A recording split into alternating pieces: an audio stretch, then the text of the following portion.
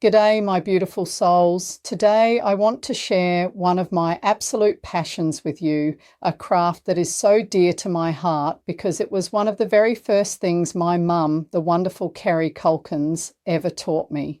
We're talking about palmistry. When Mum first started teaching me, I must have been just a little girl. She'd take my hand and trace the lines, and she described it as a sacred conversation with the universe, all written in the lines, the mounts and the shapes of our hands. The palm is a map, Sarah, she'd say. It's a map of who you are, where you've been, and where you might go. Her words made the whole practice feel so alive and dynamic. It was never about fortune-telling in that old spooky sense. It was and is a profound tool for understanding the self, for connecting with others on a deeper level, and for empowering you to make the best choices. Palmistry, or chiromancy, if you want to be fancy, is one of the oldest forms of divination on earth, steeped in thousands of years of tradition and mysticism. It's both an art and a science. It requires observation and knowledge, but as Mum always insisted, your true teacher is your intuition, honed with years of practice and a deep respect for the craft. In this article, I want to share the fundamentals of palmistry with you, just as Mum shared them with me. We're going to go deep, well beyond the basics, so you can start to read the beautiful, unique story that is written in your very own hands. So grab a cuppa, get comfortable, and let's unlock the secrets in your palm. Part 1, the foundations, your hands. Tell a story. Before you can read the map, you need to know which map you're looking at. You have two, and they each tell a different side of your story. Mum always began with this distinction. The dominant hand, she explained, is your active hand. It's the one you write with, work with, and express yourself with. In 99% of cases, this is your right hand if you're right-handed. This dominant hand reflects your present reality. It shows the choices you've made, the actions you've taken, and the person you have become through your own free will. It's your public face, the story you're actively writing. The non-dominant hand, your left hand for most people, is just as important. Mum called this your hand of potential. She'd say, this shows your inherited traits, your subconscious mind, your private self, and the original path destiny laid before you. It's the blueprint you were given at birth. The real magic happens when you compare the two. Do the lines on your dominant hand look stronger or clearer than on your non-dominant? That's fantastic. It shows you've worked hard to build on your natural gifts. Is the headline on your dominant hand longer and straighter than the one on your non-dominant? That shows you've actively developed your intellect and learned to be more logical. By comparing the two, you can see where your effort has shaped your destiny, or where you have amazing latent gifts that are still waiting to be untapped. The landscape, the four hand shapes. Before we even get to the lines, the shape of the hand and the length of the fingers tell you so much about a person's fundamental temperament. This is a step many beginners miss, but it's the foundation for everything else. The earth hand. You'll recognize this one easily. It's characterized by a square palm and short, solid fingers. These are the practical, reliable, down-to-earth people. They love nature, they're grounded, and they're not afraid of hard work. The air hand.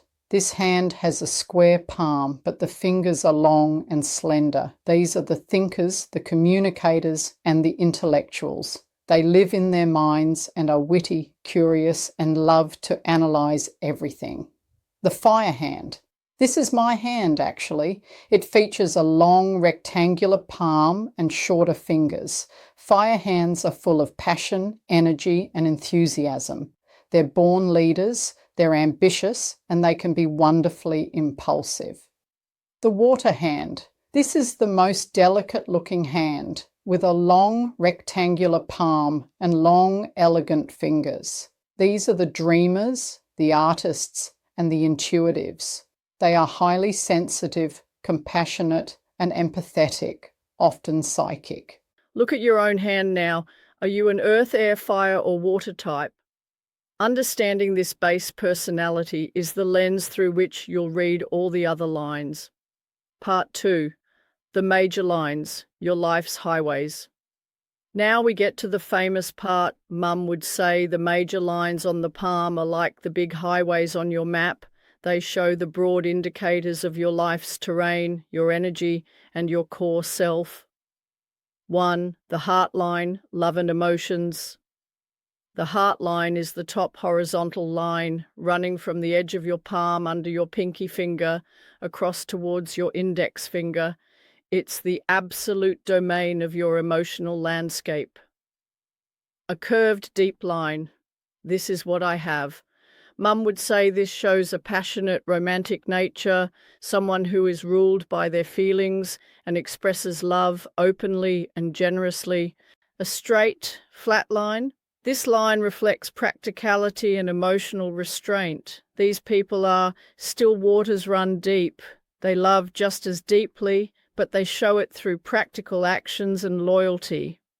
Chains and breaks. Mum always pointed out that islands or chains, like a metal chain on the line, show periods of emotional sensitivity or stress. Breaks aren't always bad. They can signify major emotional upheavals or relationship turning points that lead to growth. 2. The headline, intellect and mental approach. Running below the heart line, usually starting from the same area as the lifeline, is the headline. This offers profound insight into how you think, communicate, and approach life's challenges. Long verse short. A long line that sweeps across the palm shows a deep, analytical thinker. A shorter line often belongs to those with a practical, get-to-the-point perspective. Straight versus wavy. Mum loved this one. She called wavy lines the hallmark of a creative thinker and a sign of imagination. A straight, flat line indicates logic, clarity, and a methodical mind. Joined or separate from the lifeline. If your headline and lifeline are joined together at the start, you tend to be more cautious and thoughtful. If there's a clear gap between them, you are an independent thinker, adventurous, and a free spirit. 3. The lifeline, health and vitality. This is the line that gets the most bad press. It's the one that curves around the base of the thumb. Let's clear this up right now, just as Mum would have. The lifeline does not tell you how long you will live. It's not about your quantity of life, darling, Mum would say. It's about your quality of life. It's your vitality, your zest, your energy. A strong, deep, unbroken line. This shows good health, stability, stamina, and strength. A wide, sweeping curve. If your lifeline sweeps out into the center of your palm, it shows a person with enormous vitality, passion, and a love for life. Breaks or faint lines. These don't mean disaster. They may indicate periods of challenge, illness, or low energy. Look to see if the line picks up again. It almost always does. The sister line. Look for a faint line running parallel on the inside of your lifeline. This is called the line of Mars, or an inner lifeline. It acts as a guardian angel, giving you extra protection and resilience during challenging times. 4. The fate line, career and life path. This is the vertical line that usually runs from the base of the palm up toward the middle finger. Now here's a secret. Not everyone has one, and Mum was always quick to reassure people. If you don't have a fate line, it doesn't mean you're doomed. It means you are the master of your own destiny. You're here to create your own path, not follow a set one. A strong, continuous line. This reflects a clear sense of purpose, a calling. Breaks and changes. This is most of us. A break in the fate line, where it stops and starts again slightly to the side, is a classic sign of a major career change or a shift in your life's direction, starting from the mount of the moon, the fleshy part opposite your thumb. This is the mark of a public life. Your career will involve people, creativity, intuition, or travel.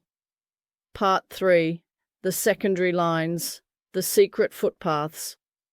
Mum always said these lines were like the secret footpaths on the map. They're less obvious, but they add all the rich detail to your story. The Sun line or Apollo line. This is my favourite. It's another vertical line, often parallel to the fate line, running up towards the ring finger, Apollo. This is the line of joy, creativity, and success. A strong sun line is a gift. It shows a person who has a sparkle and can find happiness in what they do. The marriage lines, lines of union. These are the small horizontal lines found on the side of the palm, just below the pinky finger. The number does not mean the number of marriages. These indicate deep, significant relationships. Their depth shows their impact on your life. The intuition line. A lucky few have this. It's a curved line on the outer edge of the palm, on the mount of the moon.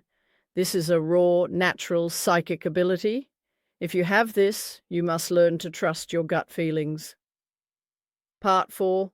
The mounts of the palm, your energetic landscape. Finally, we look at the landscape itself. Beneath the fingers and at the base of the palm are raised fleshy pads.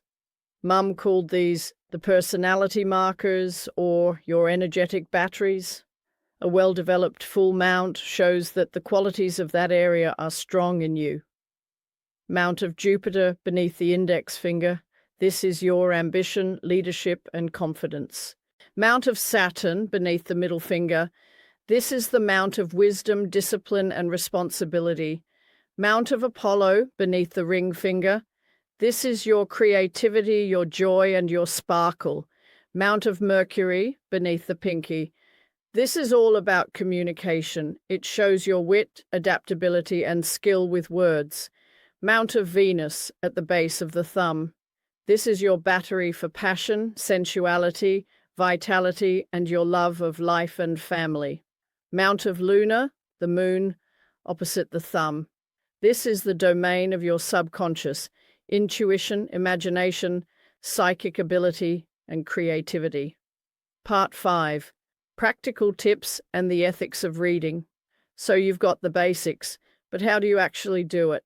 Mum's teaching always came with practical, compassionate advice, and this is the most important part. Natural light is best. Always. Artificial light flattens the hand. Use sunlight to examine the lines. It brings out their proper depth. Start with the big picture. Don't just jump to one line. Look at the hand shape first, then the major lines. You build knowledge layer by layer. Notice unique markings. Crosses, stars, islands, or chains can reveal significant challenges or turning points. A star is often a sign of a sudden, brilliant event. An island, a line that splits and rejoins, can show a period of drained energy or feeling stuck. Trust your gut. This is the most important rule. If you're looking at a headline and you just get a feeling of creativity, even if the line is straight, trust that feeling. Your intuition is what turns this from a technical exercise into a true reading. Be compassionate. This was Mum's golden rule. She often reminded me to approach each reading with humility and respect. You're not just reading a palm, she'd say. You're holding someone's life story in your hands. Never, ever scare someone. Never predict death or disaster. Palmistry is not about fatalistic predictions. It's about empowerment. If you see a break in a lifeline, you don't say you're going to have an accident. You say, it looks like there was a period around this age where your energy was quite low or you had a big change. The good news is, look how strongly the line picks up right after. Always frame it as a tool for growth. Final thoughts on palmistry. Palmistry isn't just about predicting the future. It's about understanding the present and recognizing your potential. The lines on your palm change as you grow, reflecting your journey and your choices.